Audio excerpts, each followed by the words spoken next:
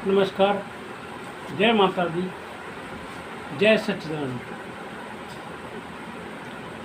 दोस्तों, आज के समय में बोलने के लिए विषय तो बहुत हैं और समझने के विषय भी बहुत हैं, लेकिन एक वीडियो में सारे विषयों पर तो बात नहीं की जा सकती, लेकिन एक एक करके हर मुद्दे पर थोड़ी थोड़ी बात करके भी हमें बहुत कुछ सीखने को मिल जाएगा। और मेरा ये प्रयास है, मैं ज़्यादा ज्ञानी तो नहीं, लेकिन मेरा जो प्रयास जो मैंने इस जीवन से ही सीखा है, पता तो हर इंसान को है कि अगर किसी इंसान के लड़की घर में है तो उसकी शादी तो करनी है, लेकिन आम तौर पर शादी के बाद एक किसी भी लड़की को एडजस्ट होने में समय लगता है। और कई बार ऐसा देखा गया है कि जो लड़कियों की माएँ होती हैं वो लड़की के जीवन में बहुत ज़्यादा हस्तक्षेप करती हैं। बार बार कॉल करना, बार बार लड़की से बात करना, बार बार उसके बारे में पूछना, बार बार ससुराल वालों के बारे में पूछना, उनकी कमियां ढूंढना, ये सब चीज़ें जो है इंसान की ज़िंदगी के ऊपर बहुत ज़्यादा इन चीज़ों का ये चल रहा है। तो मैंने इस चीज़ को नोट किया कि अगर लड़कियों का आज शादी की 6 महीने में तलाक की नौबत आ जाती है तो उसका रीज़न क्या है। मैंने जो ये अध्ययन किया, इस अध्ययन में ये एक ही चीज़ महसूस की कि सबसे पहली चीज़ तो जिन लड़की की शादी होती है उसको ससुराल में एडजस्ट होने में समय लगता है, और हर माँ बाप को, हर सास ससुर को उन्हें वो समय देना चाहिए ताकि वो बड़े प्यार से उस घर के अंदर एडजस्ट हो सके। देखिए, माहौल का बहुत अंतर होता है। कई बार लड़की अगर मान लो शहर से है और गाँवों में उसकी शादी कर दी तो गांव की जो परेशानियां हैं, अब उसको उसने पहले तो कभी देखी नहीं होती, लेकिन उस जीवन में ढलने के लिए उसको समय चाहिए होता है, और वो धीरे धीरे जो है हर चीज़ सीख भी जाती है। लेकिन इसी बीच आम तौर पर देखा गया है कि जो लड़कियों की माएँ हैं वो हर चीज़ के बारे में एक एक चीज़ को कुरेदती हैं, कुरेद के लड़की से पूछती हैं। लड़की नादानी में वो बातें भी अपनी माँ को बताती है जिनके द्वारा छोटे छोटे कलेश होने शुरू हो जाते हैं। अब ये चीज़ को समझना सबसे पहले बहुत ज़रूरी है कि अगर कोई भी लेडीज़ अगर अपनी लड़की के घर में इंटरफेयर कर रही है, पहली चीज़ तो उसको इंटरफेयर करना नहीं चाहिए। और उसकी बच्ची जब शादी हुई है तो इतनी समझदार तो हो ही चुकी है कि उसे अपना जीवन कैसे जीना है और उसे अपने परिवार में, अपने ससुराल में किन किन मर्यादाओं को निभाते हुए और जो कार्य करने हैं वो सब चीज़ों में निपुण होती है। लेकिन छोटी छोटी गलतियाँ, छोटी छोटी बातों को एक हवा देना, ये लेडीज़ों का पहला काम है। ये चीज़ मेरे तो समझ में आ चुकी है कि लेडीज़ छोटी छोटी बातों का बतंगड़ बनाकर और जो है अपने बच्चों का घर परिवार बर्बाद कर देती हैं। मेरा उन सभी औरतों से ये निवेदन है जिन्होंने अपनी लड़कियों की शादी की है या जिन्होंने अपने लड़कों की शादी की है, अपने बच्चों को उचित समय दें ताकि वो एक दूसरे को समझ पाएँ, वो अपनी इस ज़िंदगी में एडजस्ट हो पाएँ और उनके जीवन में ज़्यादा दखल अंदाजी ना करें। नहीं तो इसके दो ही चीज़ें हैं, या तो वो एक दूसरे से अलग हो जाएंगे, उनका डाइवोर्स हो जाएगा, या आपके घर में इतने लड़ाई झगड़े रहने लग जाएंगे कि आप लोग जो है कोर्ट कचहरी और थाने तहसील सबका जो है आराम से भुगतते घूमोगे। लेकिन अगर छोटी सी समझदारी के कारण अगर हम इन चीज़ों से फ्री रह सकते हैं तो हर इंसान को इतना ज्ञान तो ज़रूर है कि हर इंसान इतना समझदार है कि उसको पता सब कुछ है, लेकिन अपने जीवन में दूसरों को देख के भी इंसान कभी कुछ नहीं सीखता, दूसरों की बुराइयों से कभी कुछ नहीं सीखता, दूसरों को अच्छाई देखकर भी उसके दिमाग में कभी ये नहीं आता कि मैं इस चीज़ को ग्रहण करूं। लेकिन ये ही इंसान की कमी है। देखिए, हम सब समाज हैं, हम सबसे ही ये समाज बना हुआ है। अगर हम इसकी परवाह नहीं करेंगे, हम इस चीज़ का ख्याल नहीं रखेंगे और हर छोटी छोटी चीज़ों को पूरा नहीं करेंगे, तो आज के समय में मैंने जो बदलाव देखे हैं लोगों के अंदर, वो इतने ज़्यादा हैं कि मैंने वो समय देखा है कि जो एक औरत को सीता के रूप में जो है माना जाता था। हर गृहिणी को कोशिश यही होती थी कि मैं सीता बनूं, ना कि शूर्पणखा। तो आज का जो समय है, सीता की कोई वैल्यू नहीं है और आज के टाइम में लड़कियां वो काम कर रही हैं जो कि उनको नहीं करने चाहिए। मर्यादा की कोई परवाह नहीं है, शर्म के सारे रिकॉर्ड लड़कियां तोड़ती जा रही हैं। जो बाहर की जो सभ्यता है पूरी तरह से हमारे देश, हमारे शहरों में, हमारे गाँवों में जो है हैवी होती जा रही है।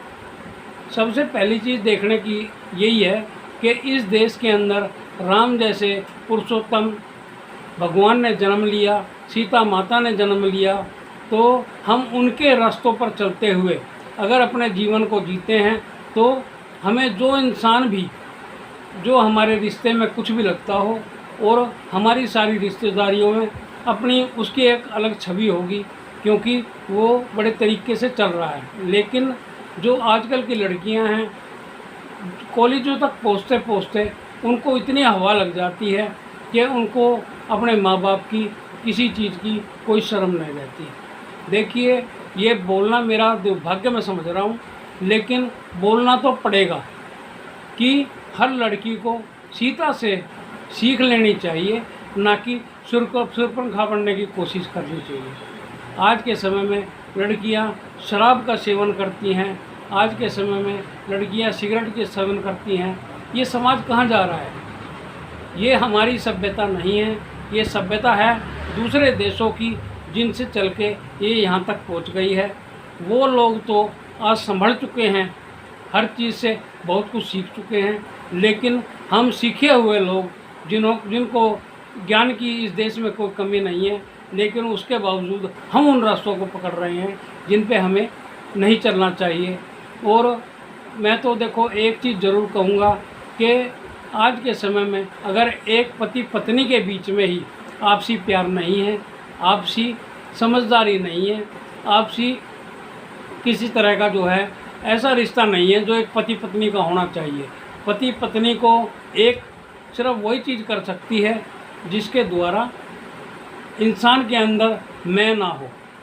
अगर लड़की के अंदर मैं होगी तो वो अपने आदमी को छोटा समझेगी, आदमी के अंदर मैं होगी वो अपनी बीवी को कभी भी उचित दर्जा, उचित स्थान और जो है जो उसको एक ये जो लड़की उम्मीद रखती है कि वो उसको मान सम्मान उसको मिले, वो कभी नहीं दे पाएगा। तो समझना तो उन दोनों का है, लेकिन उन दोनों के ही ना समझने से पूरे परिवार का जो है मतलब इस तरह का माहौल हो जाता है जैसे कि नरक। एक बहू के गलत चलने से ही ये समझ लो पूरे ससुराल का माहौल इस तरीके का हो जाता है कि दुनिया उनका तमाशा देखती है। किसी भी इंसान को अपना तमाशा बनवाना अच्छा नहीं लगता, लेकिन फिर भी आमतौर पर देखा गया है कि लोग अपना तमाशा खुद बनवाते हैं। आजकल के जो बच्चे हैं पढ़े लिखे हैं, लेकिन पढ़े लिखे होने के कारण भी उनके अंदर वो संस्कार नहीं है और वो विशेषताएं नहीं है जो एक पढ़े लिखे इंसान में होती हैं। अगर पढ़े लिखे होने के बावजूद भी अगर वो अनपढ़ों वाले काम करें, अनपढ़ों की तरह बर्ताव करें, जानवरों वाला बर्ताव करें, तो क्या ये उनको शोभा देता है? और जो लड़की देखो 17 साल, 18 साल, 20 साल जो लड़की अपने मायके में रही है, अपने मायके के मोह को पूरी ज़िंदगी नहीं छोड़ पाती, हमेशा 100 में से 80 बार लड़ाई सिर्फ इसी बात के पीछे होती है, मेरे बाप को, माँ बाप को ऐसा क्यों कहा, मेरे माँ बाप को ऐसा क्यों कहा। लेकिन कहना तो लोगों को नहीं चाहिए, लड़की आपके घर में आई है, उसके माँ बाप का क्या दोष है। लेकिन उसके माँ बाप का इतना दोष है कि उन्होंने जैसे संस्कार उस लड़की को दिए हैं, वो लड़की उसी हिसाब से चल रही है। और मैं तो एक चीज़ कहूँगा, अगर किसी की बहू में एक नहीं 100 कमियां हैं तो उनको प्यार से सुधारने की कोशिश करें। लेकिन आजकल की जो लड़कियां हैं वो समझना नहीं चाहती और वो अपने घर को बर्बाद करके बैठ जाती हैं। अगर उनके बच्चे हो गए हैं तो कभी अपने बच्चों के बारे में ये नहीं सोचती कि अगर हमारा तलाक होगा तो उन बच्चों पर क्या बीतेगी या उनका भविष्य क्या होगा। देखिए, विषय तो बहुत हैं, लेकिन एक एक करके अगर मैं हर बात पे बात करूँगा तो भी अगर मैं 1 लाख वीडियो भी बना दूंगा तो 1 लाख वीडियो में भी एक मुद्दे पर भी बात पूरी नहीं हो पाएगी। और देखो, मैं सब ये कोशिश तो कर रहा हूँ, लेकिन मेरे को अगर आप लोगों का साथ मिलेगा तभी मैं इस चीज़ को आगे बढ़ा पाऊँगा, क्योंकि आप लोग ही मेरी हिम्मत हो। मैंने तो अपनी तरफ से कोशिश करके जो है इस चीज़ को शुरुआत की है, क्योंकि मैं जिस समाज के बीच में मैं रह रहा हूँ उसके अंदर कोई कमियां हैं, मुझसे तो ये बर्दाश्त नहीं होती। लेकिन मेरी कोशिश यही रहती है कि हर परिवार, हर इंसान सुखी रहे। सुखी वो तभी रहेगा जब उसको उस चीज़ का ज्ञान होगा। इंसान पढ़े लिखे होने के बावजूद जब इस तरह के कार्य करते हैं, इस तरह की बातें करते हैं, वो हम बुज़ुर्गों से कुछ सीखना नहीं चाहते।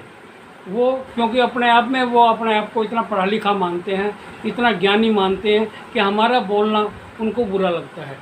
लेकिन बुरा मानने से तो कभी किसी का भला नहीं होगा।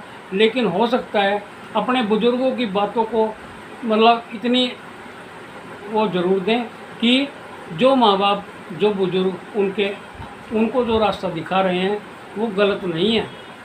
हम लोगों का तो एक ही प्रयास है कि हमारे बच्चे एक अच्छी ज़िंदगी जिए और अच्छी ज़िंदगी को जीते हुए अपने व्यवहार से सबके दिलों को जीतें, क्योंकि इंसान के हाथ में सब कुछ है।